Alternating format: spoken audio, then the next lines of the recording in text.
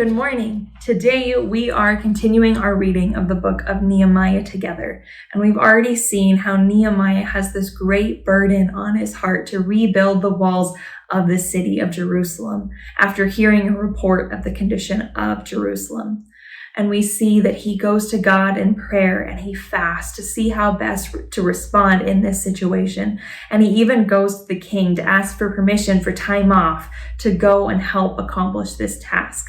And that's where we pick up the story today. But before we dive into chapter 3, I want to read a few verses from chapter 2 that I think really set up what we're going to read today well. And this is Nehemiah talking to a group of people. He says, "You know very well what trouble we are in. Jerusalem lies in ruins and its gates have been destroyed by fire. Let us rebuild the wall of Jerusalem and end this disgrace." Then I told them about how the gracious hand of God had been on me and about my conversation with the king. They replied at once, "Yes, let's rebuild the wall." So they began the good work. I like how another translation puts it too, their response to Nehemiah. They say, "Let us rise up and build." So they strengthened their hands for the good work.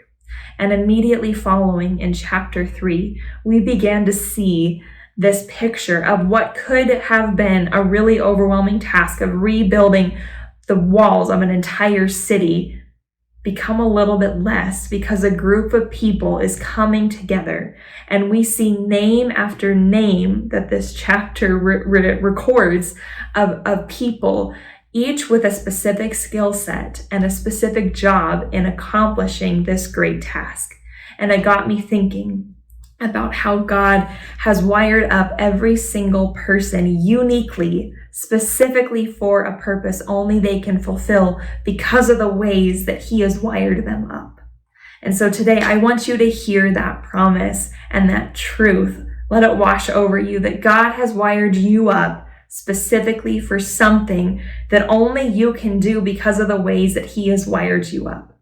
And so as we think about the time that we're in now, there's a lot of things that need to change about our society, about our world, and things can seem really overwhelming. But I want you to remember that you have a job to do that God has given you, and He's weaving the rest of the story together. And so He is working mightily in our time right now, but He has a specific job for you.